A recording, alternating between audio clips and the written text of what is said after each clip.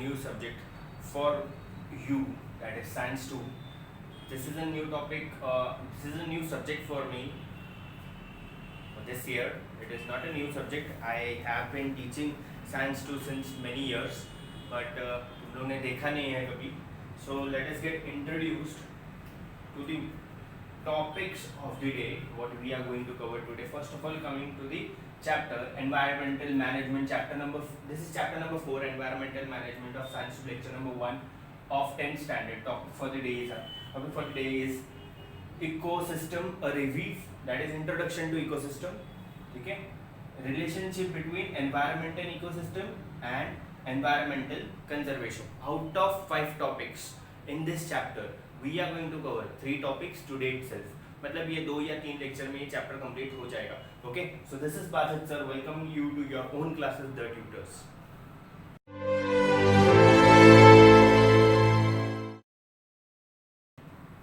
Okay, first of all we will be studying about ecosystem, a review. ठीक है, ecosystem जो है ये basically it is made up of many species. ठीक है, 2 टाइप के स्पीशीज होते हैं. स्पीशीज नहीं होते 2 टाइप के फैक्टर्स होते हैं इस पर्टिकुलर अर्थ पे. अपने प्लैनेट पे 2 टाइप के फैक्टर्स है. एक है अबायोटिक एंड एक है biotic. Abiotic are those factors which are non living and biotic are those factors which are living organisms. ठीक है, तो ये दोनों का जो कोऑर्डिनेशन है, living and non living objects जो है, लिविंग ऑर्गेनिजम्स और नॉन लिविंग ऑब्जेक्ट्स का जो कोऑर्डिनेशन है, इसके थ्रू ही हमारी जो लाइफ है अर्थ पे ये चल रही है. यू विल से दैट कि सर अगर हमारे पास ऑक्सीजन कम है तो हम लोग सारे एनिमल्स को मार देते हैं. उन लोग जितना ऑक्सीजन ले रहे थे उतना बचेगा और उतना हमारे लिए एक्सेसिव यूज में मिल जाएगा. ऐसा कुछ नहीं कर सकते हो तुम लोग. If you do such things you will also get killed. ठीक है, तुम लोग भी मर जाओगे. अब तुम बोलोगे सर कैसे? ठीक है, तुम लोग बोलोगे सर कैसे? एक्सेसिव यूज ऑफ ऑक्सीजन तो एनिमल्स भी तो ले रहे हैं ना, तो हम लोग उन एनिमल्स को मार देते. ऐसा नहीं कर सकते हो तुम लोग. ठीक है, so first of all we will come to plants. ठीक है, प्लांट्स को इतने सारे बायोटिक फैक्टर्स है. देखो, पहला है प्लांट्स एंड ट्रीज. ठीक है, इसके ऊपर फीड करते हैं हर्बीवरस एनिमल्स. इसके ऊपर फीड करते हैं कार्निवरस एनिमल्स. ठीक है, ये तीन फिलहाल हम लोग देखते हैं. ठीक है, इसके बाद हम लोग आगे का चीज लेके इसी पर्टिकुलर इकोसिस्टम और review, we are studying about ecosystem और review, first topic of the day. Okay, so plants and animals जो होते हैं ये बेसिकली ये प्लांट्स और एनिमल्स ये जो जमीन के अंदर के जो न्यूट्रिएंट्स हैं वो यूज कर रहे हैं, सनलाइट जो है वो यूज कर रहे हैं for the purpose of their growth. Okay, समझ में आ रहा है? और प्लांट्स एंड एनिमल्स को खाता कौन है? ज़्यादा प्लांट्स एंड एनिमल्स अगर हो गए तो भी प्रॉब्लम हो सकती है. ठीक है, सो प्लांट्स एंड एनिमल्स को का जो पॉपुलेशन है वो कौन कंट्रोल में रखता है? Herbivores animals. अब हर्बीवरस एनिमल्स जो है वो बहुत सारे हो जाते थे, उनका पॉपुलेशन बहुत ज़्यादा हो जाता था if there would have not been existence of carnivorous animals. Carnivorous animals are those animals which are non vegetarians. Basically उन लोग हर्बीवरस एनिमल्स पे फीड करते हैं, जैसे कि गोट, शीप, डियर वगैरह. ठीक है, और प्लांट्स एंड ट्रीज तो तुम लोग को पता ही है. Carnivorous animals those animals like tiger, leopard, lion वगैरह. ये सब ये लोग हर्बीवरस एनिमल्स पे फीड करते हैं. ऐसा ही चलता है हमारा इकोसिस्टम. ये एक दूसरे पर हर एक एनिमल, हर एक लिविंग ऑर्गेनिज्म एक दूसरे पर डिपेंडेंट है. ठीक है, वेरएस इसके अलावा अगर तुम देखोगे तो बहुत सारे माइक्रो ऑर्गेनिजम्स भी होते हैं. क्या होते हैं? Micro organisms. बहुत सारे बैक्टीरियाज, एल्गेज, ये सब बैक्टीरिया, एल्गे, वायरसेस वगैरह जो होते हैं ये सब भी बहुत ज़्यादा ज़रूरी होते हैं हमारे ज़िंदगी. तुम लोग बोलोगे सर वायरस ज़रूरी होता है, कोरोना वायरस आ गया, ये क्या ज़रूरी था? ये हम लोग उस वायरस की बात नहीं कर रहे हैं, गुड वायरसेस की बात कर रहे हैं. जो वायरस एक्चुअली गुड और बैड दोनों टाइप के होते हैं. बैक्टीरियाज गुड और बैड दोनों टाइप के होते हैं. So we are going to study about both. ठीक है, अब तुम लोग बोलोगे सर क्यों ये ज़रूरी होते हैं? ठीक है, ये वायरसेस, ये बैक्टीरियाज, ये माइक्रो ऑर्गेनिजम्स, ये इंसेक्ट्स, ये स्नेक्स वगैरह, ये सब का क्या काम है? अभी हम लोग ने ये 3 पढ़ लिए, स्नेक वगैरह, फ्रॉग और ग्रास हॉपर्स वगैरह, ये सब का क्या काम है? ठीक है, अब तुम लोग देखो ये तीन में से, ये दो में से, हर्बीवोरस और कार्निवोरस में से समझो कोई एनिमल मर जाता है, ठीक है। कार्निवोरस एनिमल समझो एक शीप को एक टाइगर ने खा लिया, बट लोग पूरा नहीं खा जाते, they just eat the fleshy part, they just eat the अच्छा पार्ट खा लेते हैं, और फिर वो जो डेड बॉडी है उस हर्बीवोरस एनिमल की वो तो पड़ी रहती होगी। अगर इंसेक्ट्स, अगर माइक्रो ऑर्गेनिजम्स नहीं होते तो क्या होता है? देखो अभी ये जो dead body of herbivorous animal, ये जो डेड बॉडी ऑफ शीप है, वो उस डेड बॉडी को डिकम्पोज होने में मदद करते हैं। ये जो माइक्रो ऑर्गेनिजम्स होते हैं ये उस पर्टिकुलर शीप के बॉडी को डिकम्पोज करते हैं and they clean the society. Ultimately they are cleaning up the society, ultimately they are cleaning the jungle. वो वरना स्मेल फैल सकता था, वो बॉडी सड़ सकती थी, तो वो लोग क्या करते हैं, उस पर्टिकुलर डेड बॉडी को खुद ही खा जाते हैं। They feed on the dead bodies of such animals who are dead, ठीक है। सेकेंड थिंग, और उसको डिकम्पोज करके they after very very long years it becomes fossil, ठीक है। अब देखो एक एग्जांपल लेते हैं हम लोग साउथ इंडिया का। साउथ इंडिया में है ना जो फील्ड्स होती है वो पैडी फील्ड्स होती है। Paddy fields are nothing but padded fields, जो समझो से फॉर एग्जांपल राइस का फील्ड होता है, ठीक है। राइस की पैडेड फील्ड्स होती है, तो उसमें बहुत ज़्यादा ग्रास हॉपर्स हमेशा उसको खाने के लिए आते हैं। तो ग्रास हॉपर्स जब पैडेड फील्ड्स को खाने के लिए आते हैं तो उस पर्टिकुलर पैडेड फील्ड में बहुत सारा पानी भी रहता है, तो उस पानी में बहुत सारे फ्रॉग्स भी रहते हैं। तो फ्रॉग्स जो होते हैं वो उस पर्टिकुलर ग्रास हॉपर्स को खाते हैं, they eat the grasshoppers. And उस फ्रॉग को खाने के लिए स्नेक भी होता है, ठीक है। उस फ्रॉग को खाने के लिए we have snakes also inside that particular water, ठीक है। So what happens here is, अब देखो पैडेड फील्ड को खाने के लिए ग्रास हॉपर आया, ग्रास हॉपर को खाने के लिए फ्रॉग आया, फ्रॉग को खाने के लिए स्नेक आया, इसमें से कोई एक भी चला गया समझो, इसमें से कोई एक भी चला गया समझो, सब जो फ्रॉग मर गए या फ्रॉग की पॉपुलेशन ही खत्म हो गई, तो what will happen here, you know, snakes will die of hunger. Second thing, padded fields will get over, just because जो उसको खाने के लिए आ रहा है पैडेड फील्ड को वो है ग्रास हॉपर, जिसको खाने के लिए फ्रॉग आ रहा था वो फ्रॉग तो अब है नहीं, है कि नहीं। So here the problem becomes very severe. अगर इसमें से कोई एक चेन भी टूट जाती है, if the chain gets broke, ठीक है, तो यहाँ पर बहुत बड़ा प्रॉब्लम क्रिएट हो सकता है पूरे फैक्टर्स के लिए। यहाँ पर स्नेक भी भूख से मर सकता है, यहाँ पर ग्रास हॉपर्स का खाली पेट भरेगा, बट कब तक? पैडेड फील्ड तो खा गए लोग पूरा, है कि नहीं। ग्रास हॉपर्स की भी लाइफ एग्जिस्टेंस खत्म हो सकती है, पैडेड फील्ड्स का तब तक ऑब्वियसली जो पैडेड फील्ड उगा रहा है वो भी भूखा मर जाएगा, इंसान भी भूखा मर जाएगा, हो सकता है कि नहीं। So there are so many possibilities. ये लॉन्ग टर्म की बात होती है, ये फटाक से नहीं होता है कि आज फ्रॉग मरा कल इंसान भी मर जाएगा, ऐसा नहीं होता है। It takes a huge and time. So here each and every aspect on earth, जो दो टाइप के होते हैं, biotic and abiotic, both the types, both the factors on earth is very much important. We should take care of those factors, we should take care of those plants, we should take care of those herbivores, we should take care of those carnivorous animals. उनका existence खत्म होने नहीं देना चाहिए, वरना बहुत ज़्यादा problem create हो सकती है। Okay,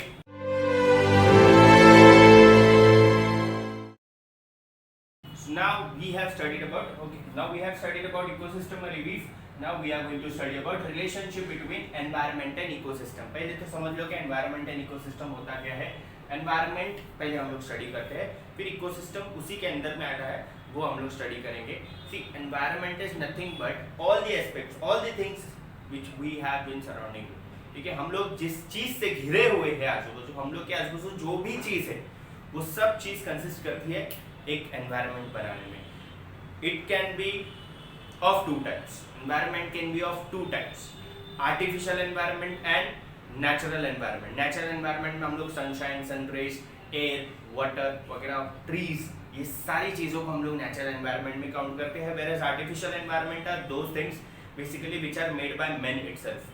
Pollution is counted. Dirty air is counted in polluted air, which has been created. Pollution which has been created by man is counted in an artificial environment, whereas clean air is counted in natural environment. ठीक है, अब environment जो है ये दो चीज़ों का बना है, artificial environment है natural environment. ये नेचुरल और आर्टिफिशियल एनवायरनमेंट जो है ये बेसिकली इनके बीच में जो भी चेंजेस आते हैं, इनका जो इंटरेक्शन है, इसी को बोलते हैं इकोसिस्टम। इसका एक उसी यूनिट को बोलते हैं इकोसिस्टम। पहले तो इसकी स्टडी को क्या बोला जाता है? कंपैरिजन बायोटिक एंड अबायोटिक, ये दोनों फैक्टर्स का जो इंटरएक्शन है, ओके, इंटरएक्शन, ओके, स्पेलिंग गलत है तो छोड़ देना उसको, ठीक है। इनका जो इंटरएक्शन है इसी को बोलते हैं इकोलॉजी। एंड इकोलॉजी का एक फंक्शन होता है जिसको बोलते हैं ecosystem. Ecosystem is nothing but the study of abiotic and biotic factors and their interactions, okay, in a given environment। एक environment में अबायोटिक एंड बायोटिक फैक्टर्स का जो इंटरेक्शन है उसी को बोलते हैं इकोसिस्टम। एक एनवायरनमेंट में जब अबायोटिक और बायोटिक फैक्टर्स, जब एक एनवायरनमेंट में जो आर्टिफिशियल और नेचुरल दो टाइप का होता है, उसी आर्टिफिशियल और नेचुरल एनवायरनमेंट में जब अबायोटिक एंड बायोटिक फैक्टर्स उनका जो रिलेशन होता है, जब हम लोग उसको स्टडी करते हैं, that particular thing is called ecosystem. Okay, in earlier classes, पहले के तुम 9th और 8th स्टैंडर्ड की क्लास में बहुत सारे इकोसिस्टम को पढ़े हो, ठीक है। एक छोटा सा पॉन्ड जो होता है उससे लेकर पूरा अर्थ एक इकोसिस्टम बनाता है, ठीक है। एक पॉन्ड में भी फिशेस होते हैं और अबायोटिक फैक्टर्स भी होते हैं, नॉन लिविंग थिंग्स भी होती है और लिविंग ऑर्गेनिजम्स भी होते हैं। व्हेयरएज अर्थ जो है ये खुद भी एक अबायोटिक एंड बायोटिक फैक्टर्स के इंटरेक्शन, कॉम्बिनेशन और उसके एक दूसरे के साथ डिफरेंसेस से बना हुआ है।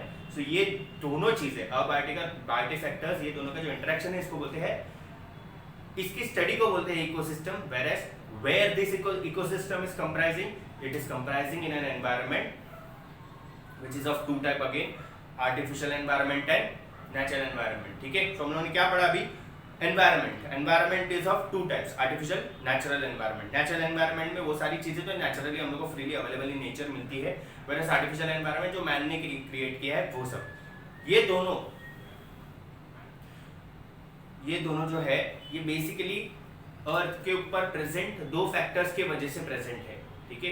नेचुरल एनवायरनमेंट और आर्टिफिशियल एनवायरनमेंट खुद दो फैक्टर्स से बने हैं, वो है अबायोटिक एंड बायोटिक फैक्टर्स। और अबायोटिक एंड बायोटिक फैक्टर्स का जो स्टडी है उसको बोलते हैं इकोलॉजी, उसके इंटरेक्शन की स्टडी को बोलते हैं ecology.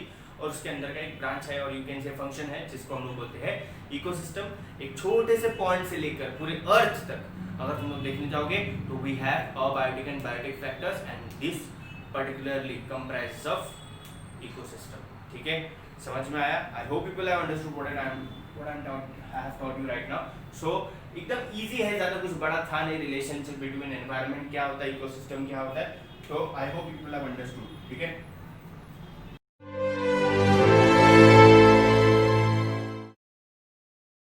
Okay, so third topic for the day is environmental conservation। environmental conservation means what? We have studied about environment, we have studied about ecosystem, we have studied about two types of environment, that is natural and artificial। We have studied about the two factors of earth, that is biotic factor and abiotic factor, ठीक है। हमने देखा कि biotic factor जो है वो एक दूसरे पर डिपेंडेंट होते हैं, अबायोटिक फैक्टर जो है उनका और बायोटिक फैक्टर का जो रिलेशन होता है उसको इकोसिस्टम बोलते हैं, okay. Okay, so last topic is environmental conservation. अब हम लोग ने इतनी सारी चीजें पढ़ी, हम लोग ने एनवायरनमेंट पढ़ा, हमने इकोसिस्टम पढ़ा, इकोसिस्टम के बारे में डिटेल में गए, एनवायरनमेंट के बारे में डिटेल में गए, but when this environment and this ecosystem starts getting degraded, जब उसमें प्रॉब्लम्स आने लगती है due to natural and artificial factors of environment, ठीक है। नेचुरल और आर्टिफिशियल फैक्टर, जैसे कि नेचुरली वॉल्केनिक इरप्शन होता है, जैसे नेचुरली साइक्लोन आता है, वैसे ही आर्टिफिशियली जब ह्यूमन बीइंग्स अपने व्हीकल से, अपनी फैक्ट्री से, अपने गंदे पानी से, ठीक है, जब हमारे बायोटिक फैक्टर्स और एनवायरनमेंट को हार्म करते हैं, तब ये कॉन्सेप्ट इमर्ज होके आता है which we call as environmental conservation. Environmental conservation is nothing but a need और a rise of natural and the need to protect the environment and biotic factors of the earth from natural and artificial factors which are harming the environment and biotic factors of the earth. अब तुम लोग बोलोगे sir के वो कैसे करना चाहिए, उसका अभी कुछ चीज़ें हैं, जैसे कि से फॉर एग्जांपल अभी यहाँ पर एक लास्ट पैराग्राफ है, we will just study that particular thing and conclude the lecture. It will not be more than 15 to 20 minutes, ज़्यादा 20 मिनट से ज़्यादा का लेक्चर होगा नहीं. At present, many environmental problems have been arising due to the effects of various natural and artificial factors on the earth.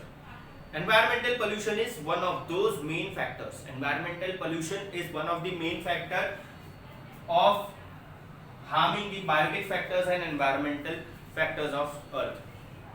Pollution simple है एकदम, pollution की वजह से ही हमको environment को conserve करना है. Environmental pollution is one of those main factors. Generally, contamination of any material is its pollution. कोई भी मटेरियल हो, अगर वो कंटामिनेट हो रहा है, दैट मीन्स वो मटेरियल में पोल्यूशन क्रिएट हो गया है. पानी ले लो, उसमें जो चीज़ नहीं डालनी चाहिए थी अगर वो डाल दी हमने तो वो पोल्यूशन हो गया. ठीक है.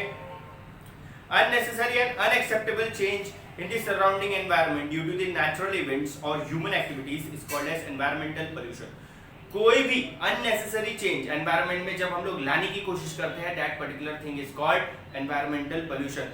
ये see first of all environmental conservation में सबसे ये point emerge होकर ही नहीं आता था अगर human beings नहीं होते इस planet पे. तो समझ में, I know that was a very harsh statement, but human beings है तब जाके environment गंदा होता है, pollute होता है ज़्यादा लेवल पे.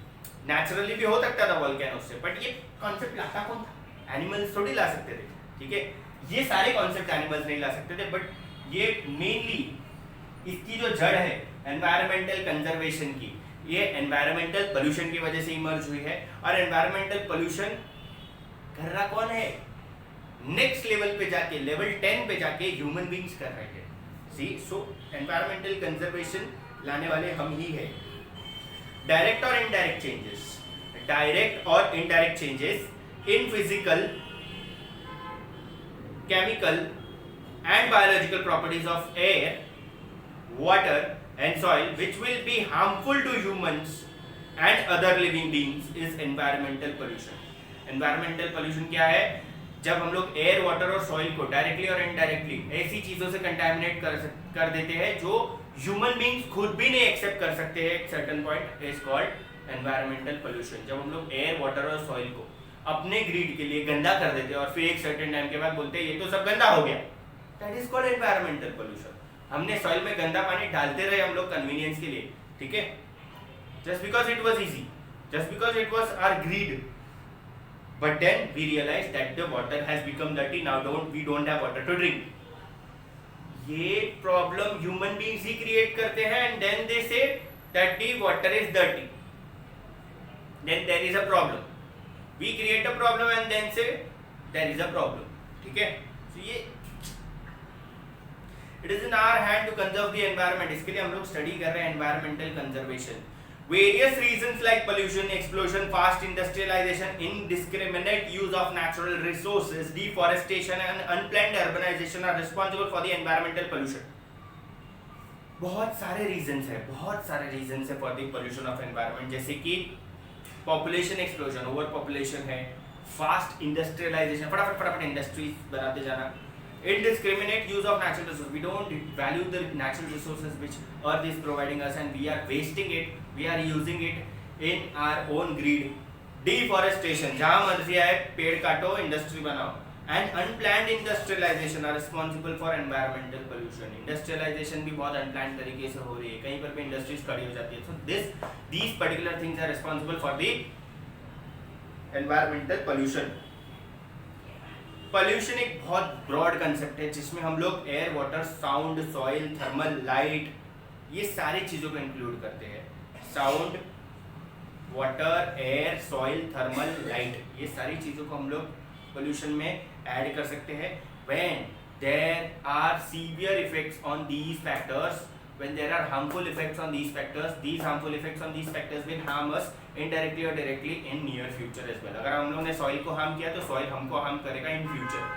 Okay, so this is ultimately nothing but environmental pollution, and it has become a need of an hour to conserve and protect these factors which are present on the earth. These factors to conserve environment, these factors to conserve environment, ecosystem, ये सारी चीज़ों को हमको बचाना है, just because अगर हम ये सर्वाइव करेंगे तो ही हम सर्वाइव कर सकते हैं. If our environment is breathing nicely, then only we can breathe nicely. If our environment has a clean water, we will have clean water. If our environment has proper air, we will have proper air to breathe. So I hope people have understood the lecture. It was my first lecture for Science 2 for this year and not for the first time in my life, and I know how to teach Science 2, and you people must have understood that yes sir know how to teach Science 2. इसमें मैंने सिर्फ और सिर्फ EVS वाला part ही लिया है. If you want, I can take more topics. There are 4 chapters I am going to teach out of 10. आधी text book almost मैं ही लेने वाला हूँ. ठीक है, so this was science 2 lecture number 1 for chapter number 4 environmental management in standard. We covered 3 topics for the ecosystem, a relationship between environment and ecosystem, and environmental conservation. This is Basit sir to you signing out, and but before that let me tell you that monsoon has knocked our doors and it is just 60 kilometers away from the coast of Mumbai. ठीक है, fort पे अपने कोलाबा में 60 kilometre दूर है वो, and it can knock the doors of Mumbai. It can come in Mumbai. It can make its onset in Mumbai tomorrow by 14th of June, 3 days late than its normal onset date. 11 तारीख को monsoon हमेशा मुंबई में आता है, पर ये साल 14 तारीख को आएगा. ठीक है, so this was just an additional information. Enjoy the monsoon season, stay at home, start studying if you have not yet started studying. Science 2 का लेक्चर तुम लोगों को बहुत पसंद आएगा. I know. एक जाते जाते एक जादू दिखाऊंगा तुम लोगों को. देखो, ये पेन दिख रहा है, ये पेन अचानक में देखना अभी 3 गिनो, 1 2 3, ये वाले हाथ में आ जाएगा. देखना ये वाले हाथ में 1 2 3. ओहो क्या बात है. आई नो मैजिक ट्रिक्स हुआ. So I know that was lame.